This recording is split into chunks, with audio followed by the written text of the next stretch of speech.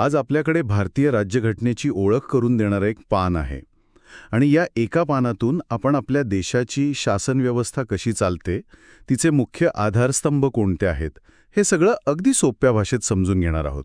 चला तर मग सुरुवात करूया. या पानानुसार पहिला प्रश्न आहे, राज्यघटना म्हणजे काय?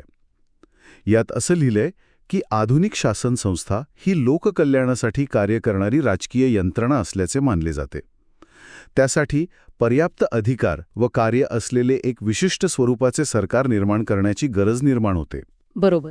आणि इथे मला वाटतं लोककल्याण हा शब्द खूप महत्वाचा आहे. हो, म्हणजे सरकार का अस्तित्वात आहे? तर लोकांचं भलं करण्यासाठी. आणि हे काम व्यवस्थित व्हावं यासाठी काही नियम लागतात. राज्यघटना म्हणजे तेच नियमांचं पुस्तक आहे. ते सरकारला अधिकार देतं, पण त्याचबरोबर त्याच्या जबाबदाऱ्याही ठरवतं. बरोबर. पुढे असं म्हटलं की राज्यघटना म्हणजे असा दस्तऐवज ज्यामध्ये शासनाचे स्वरूप तसेच नागरिक आणि शासन यांच्यातील संबंधांची निश्चिती आणि वर्णन करणाऱ्या कायद्यांचा आणि नियमांचा समावेश असतो. हो, याचा अर्थ अगदी सोपा आहे. म्हणजे हे एक प्रकारे सरकार आणि नागरिकांमधलं नातं ठरवतं. अगदी. हे एक डॉक्युमेंट आहे जे दोन मुख्य गोष्टी ठरवतं.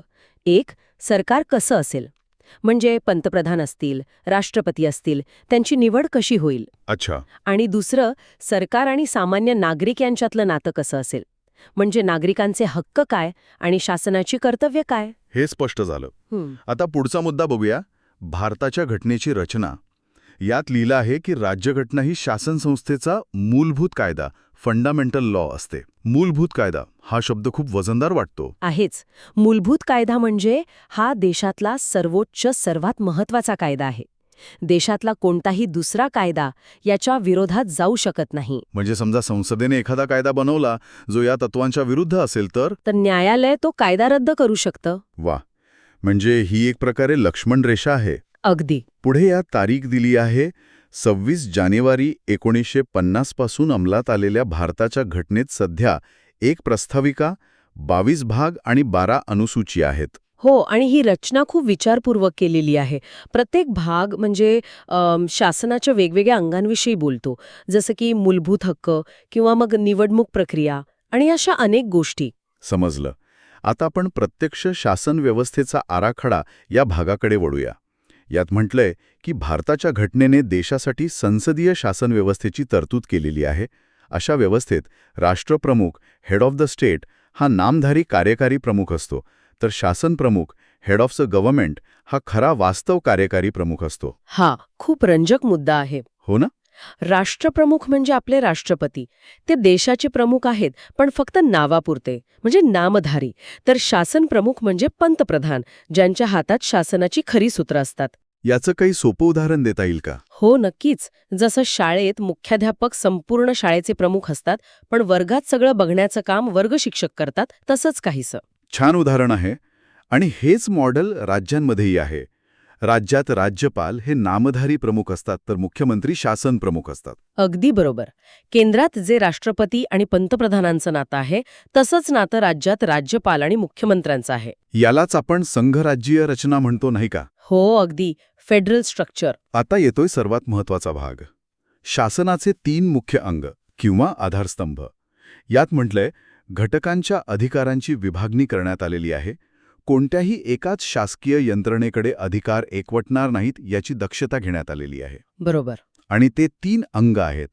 एक कार्यकारी मंडळ, दुसरं कायदे मंडळ आणि तिसरं न्यायव्यवस्था. यालाच अधिकार विभागणी म्हणजे सेपरेशन ऑफ पॉवर्स म्हणतात. हे लोकशाहीसाठी खूप गरजेचं आहे. का? कारण एकाच व्यक्तीच्या किंवा संस्थेच्या हातात सर्व अधिकार आले तर मग हुकुमशाही येऊ शकते. बरोबर. आणि यांची कामं पण स्पष्ट केली आहेत.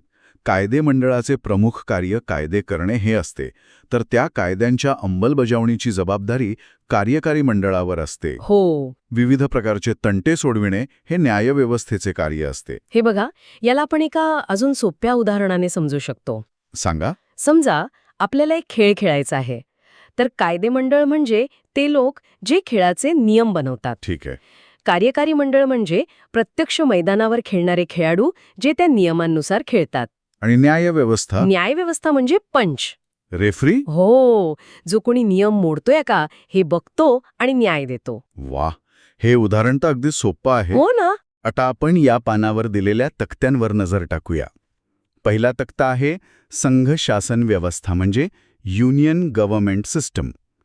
यात कार्यकारी मंडळात राष्ट्रपती, उपराष्ट्रपती, पंतप्रधान, मंत्रिमंडळ आणि महान्यायवादी यांचा समावेश आहे. हो, हे सर्व मिळून देशाचा कारभार चालवतात आणि कायदे लागू करतात. आणि कायदेमंडळ म्हणजे संसदेत राज्यसभा आणि लोकसभा आहेत.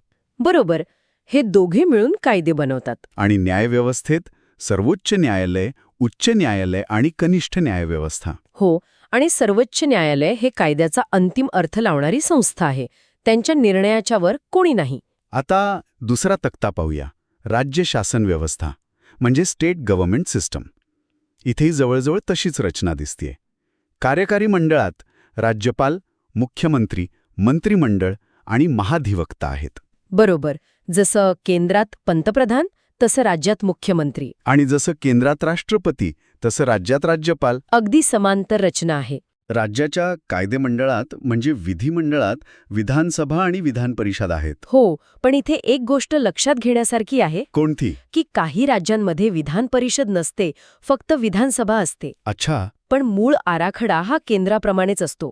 ही दुहेरी शासन व्यवस्था हे आपल्या राज्यघटनेचे एक महत्त्वाचं वैशिष्ट्य आहे. तर आज आपण या एका पानाच्या आधारे भारतीय राज्यघटनेची मूळ रचना समजून घेतली. आपण पाहिलं की राज्यघटना म्हणजे काय, ती का महत्त्वाची आहे आणि आपल्या शासन व्यवस्थेचे ते 3 मुख्य आधारस्तंभ. कार्यकारी मंडळ, कायदेमंडळ आणि न्यायव्यवस्था. हो, ते केंद्र आणि राज्य पातळीवर कसे काम करतात हेही पाहिलं.